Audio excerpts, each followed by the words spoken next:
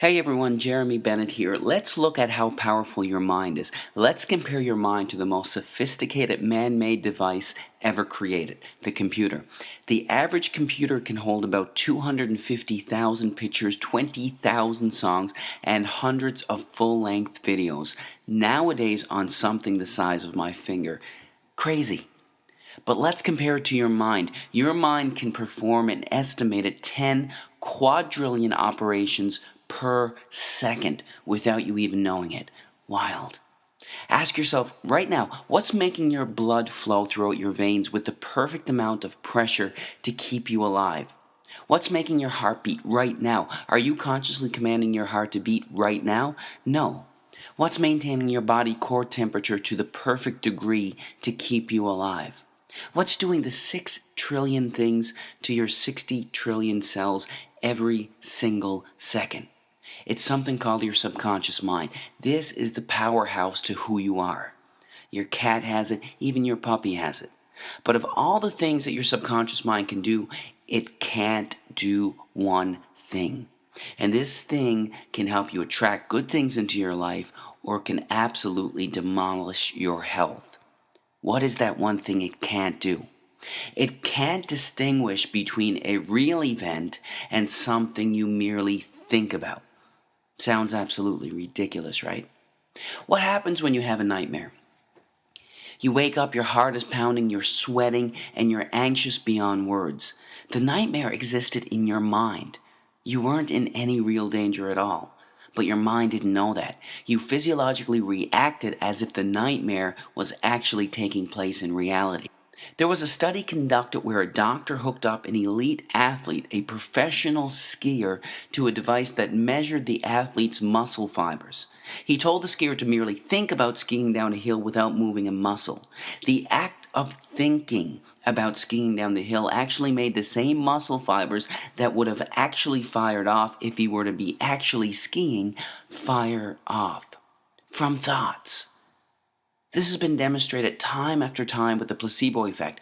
Group A suffering from a particular illness gets prescribed a pharmaceutical FDA-approved drug specifically designed to treat that illness. Group B suffering from the same illness gets a sugar pill, thinking it's real medication. Both groups get cured.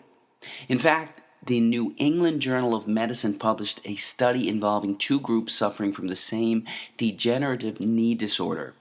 Group A had a surgery designed to scope out the knee and relieve the symptoms of the disorder. Group B, with the permission of the family, had a fake surgery, a placebo surgery, thinking that they had a real surgery. Only 3 small incisions were made in the kneecap, but no real surgery was performed. Both groups reported that the surgery was a success. In fact, researchers are suggesting that a minimum of 1/3 of all medical treatment, including surgery, is due to the belief that the treatment is going to work, the placebo effect. Most people don't realize that there is also something called the nocebo effect. It's practically the opposite of the placebo effect. The mind, instead of curing illness, contributes to illness. That's what a hypochondriac is. Their belief that they're going to develop a disease actually causes them to experience the symptoms of it. Whatever belief you hold in your subconscious mind will become your reality. Bottom line. That's how hypnosis works. The hypnotist implants the idea in the back of their subject's mind, and the subject experiences whatever they hold there. If they hold the belief that there's a spider on their arm, their eyes actually see a spider on their arm. An amazing demonstration occurs when the hypnotist walks towards his subject with his finger extended. He tells the subject that his finger is hot and burning. The hypnotist slowly touches the subject on their arm, and a blister actually forms in the exact place that the finger touched. Now, this is crucial to understand in all healing. Free will, as we understand it, is practically an illusion. In fact, 2 to 4% of the time, you decide what you want to do. You actually make the decision. 96 to 98% of the time, you don't. You're on autopilot. Your subconscious mind controls your decisions 96 to 98% of the time. Don't believe me? Do you like ice cream? If you do, snap your fingers and stop liking it. Do you enjoy watching sports? Snap your fingers and stop enjoying it. You can't. 96 to 98% of the time, everything we crave, desire, and act upon comes from what we hold predominantly in the back of our subconscious minds. Whatever we hold predominantly in the back of our subconscious minds, we are attracted to in life.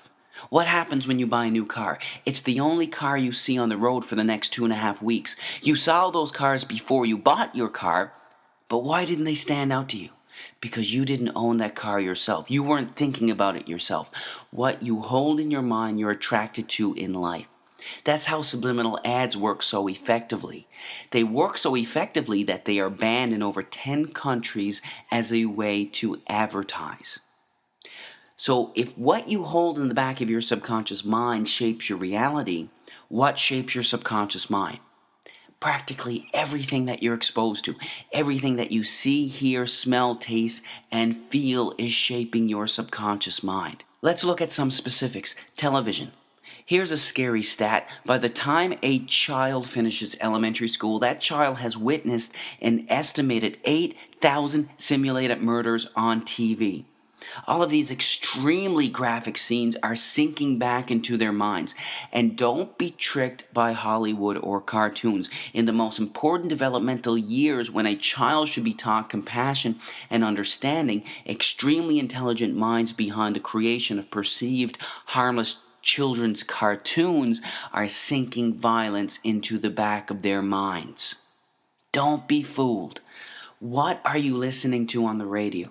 Every single word or thought you hold in your mind has a particular vibrational frequency. Negative words or intentions have slower vibrational frequencies, and positive words have higher vibrational frequencies. This is a song by Lady Gaga called Bad Romance. Some of the lyrics are, I want your drama, I want your ugly, I want your disease, I want a bad, bad romance. Our thoughts create us. We have to be extremely careful with what we are feeding our minds. Music can be beautiful and beneficial, but it can also have a negative impact on your health. Choose wisely. When I was growing up, the most violence we had on video games was Mario and Luigi jumping over turtles' heads. This is what our youth are playing today. These gruesome, extremely graphic images are sinking into the backs of their subconscious minds, weakening their immune systems and having astronomical, gradual negative effects on their health. Nobody's saying that these games are going to cause them to pick up a gun and go shoot somebody, but these games are affecting their health. There is zero doubt about that. What happens when you gossip? In order for you to gossip, you have to hold a negative memory and negative thought inside of your mind. You not only think about that negative memory, you share it with the other person that you're talking to. The second you hold negative thoughts in your mind, the biochemistry of your brain changes and you release cortisol, the stress hormone, into your blood, which then weakens your immune system, inhibits the actions of your white blood cells, increases the chances of infection, and even promotes weight gain. All from gossiping, all from your thinking. You can't gossip without hurting yourself. Remember that. But of everything you can expose yourself to, there is nothing more important than the thoughts you hold in your mind. We have on average 60,000 thoughts a day. And the reality is, not only are most of these thoughts the same thoughts we had yesterday, but they are negative thoughts, either dwelling on something bad in the past or fearing something that could potentially happen in the future. The second we have these negative thoughts, the second we release cortisol, the stress hormone, into our blood. Our thoughts create us. Most people believe that situations cause them anxiety, stress, or cause them to be depressed. The reality is this: there is absolutely no situation in the entire universe that can cause someone to experience anxiety. None. It's your psychological reaction to the situation that can cause you to experience anxiety, not the situation itself. This is crucial to understand. Why is it that when one person skydives, their brain releases endorphins, the good feeling chemical, into their blood, while releasing cortisol into another's? It's the same situation. How can the company of one person cause excitement in one person while making another person stressed? It's because it's never the situation that causes anyone to experience anxiety, but their reaction to it. You create your anxiety, not a situation. When you truly fundamentally understand this truth, that's when you realize that you control your anxiety, not a situation. It's one of the most liberating feelings you can ever experience. If you create it, you can take it away. Your thoughts control your life. You are the creator of your everything. Choose your thoughts wisely. God bless.